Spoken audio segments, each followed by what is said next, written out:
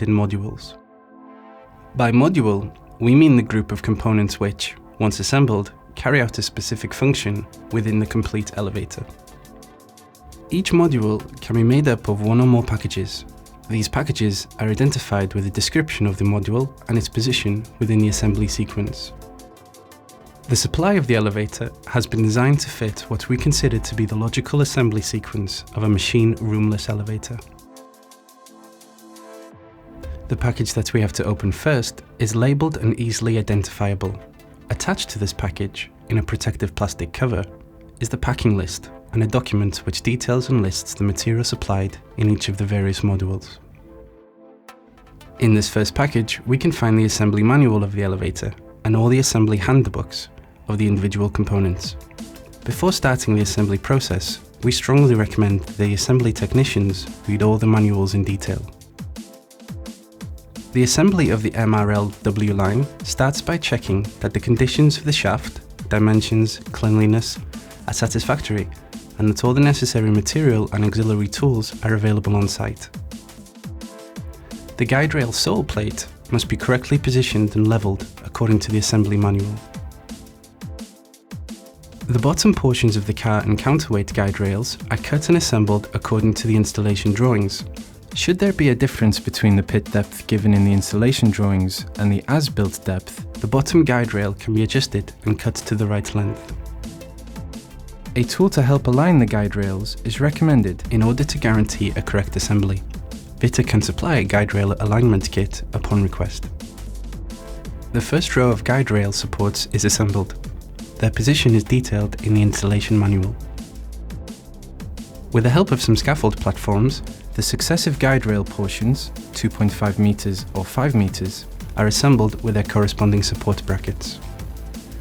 Once the last section of the counterweight guide rail has been assembled, the topmost bracket can be fixed into place. The last portion of the car guide rail fixed to the bed plate is assembled once the machine support has been installed. Alternatively, the process of assembling the guide rails can be carried out from a temporary platform which is fixed to the guide rails that have already been mounted and lifted up through the shaft by means of a block and tackle. The machine bed plate is assembled next. A comfort kit is standard supply for 1.6 meters per second, but optional, though highly recommended, for 1 meter per second. These low-frequency metallic cushions absorb any vibrations that the system may produce. The machine is fixed to its support and is lifted and guided into position with the help of a block and tackle. It is fixed to the sheave side with the fixings provided, and once the machine is level, these fixings and the clamp can be tightened. Once the machine is in place, the penultimate guide rail support and the last section of car guide rail fixed to the bed plate can be assembled. The dead hitch point can now be assembled, followed by the overspeed governor and the slack cable control device, should it be applicable. At this point, all the mechanical elements of the elevator are assembled in the headroom. All the guide rail supports must be placed in the positions detailed in the installation drawings. The position of the top and bottom brackets is of special importance. Any scaffolding and platforms should be removed at this point. It is now time to go into the pit. In the module FRM, we will find all the components relating to the car and counterweight frames and the buffers. The counterweight buffers should be assembled first of all in the position detailed in the installation drawings. Resting on its buffers, the counterweight frame is then assembled.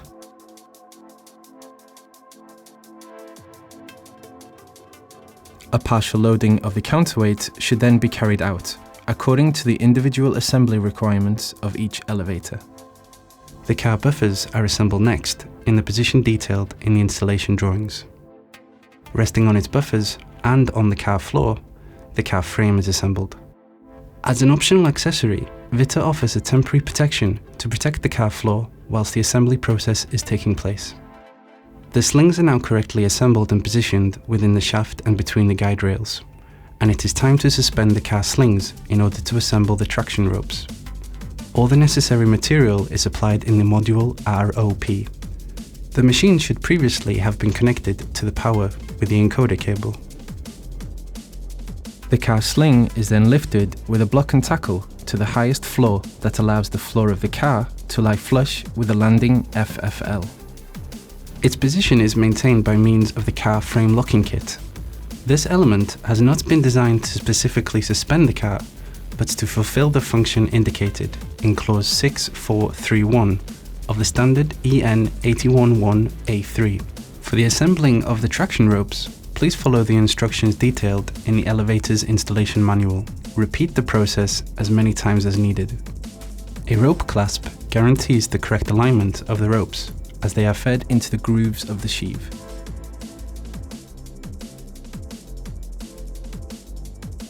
The next step is the assembly of the overspeed governor, its tension weight and the cable that joins them. The fixing of the overspeed governor cable to the frame is the last stage of this subassembly. At this stage, the elevator can be used as an elevating platform with the use of an assembly operating panel. The elevator must be handled with great care during these journeys. With the help of the elevating platform, the landing doors are assembled. Before starting the assembly of the car, it is essential to mechanically block the car frame and to remove the floor protection, should this have been used.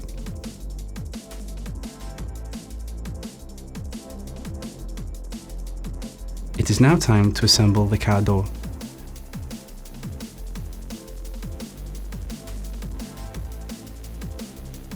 The pit components can now be put into place. The counterweight screen is fixed to the guide rails, and should it be applicable, the pit ladder is fixed inside the pit. From this point onwards, the electrical elements can be assembled. The Mrl W-line controller, with its plug-and-play concept, is probably one of the market's most easy and intuitive controllers to install. It is delivered perfectly packed and identified in 4 packages: power and control, pre-assembled electrical installation of the shaft, electrical elements of the car, and the controller cabinet.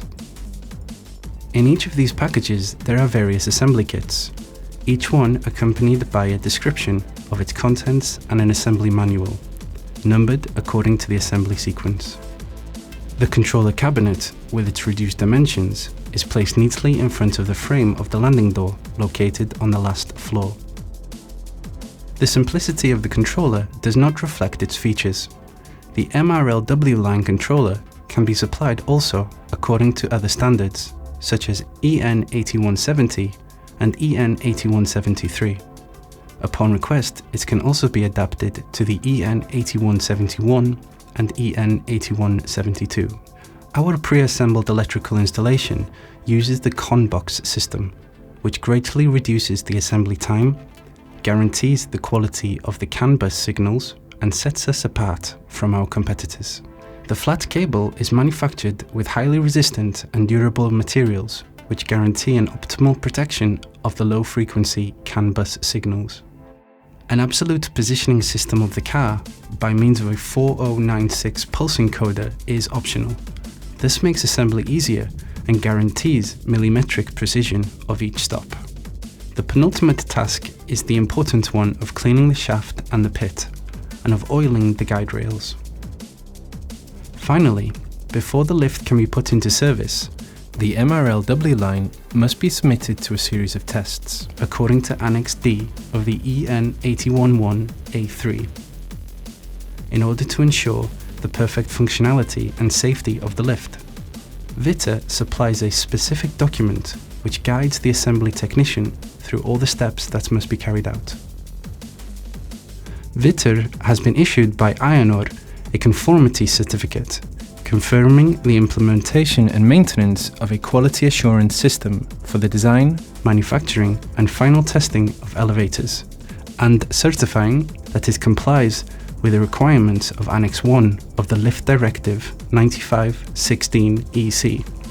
This means that any assembly company with a quality assurance system compliant with the Annexes 12 Module E or 14 Module D of the Lift Directive 95/16/EC can put the lift into service and certify it accordingly.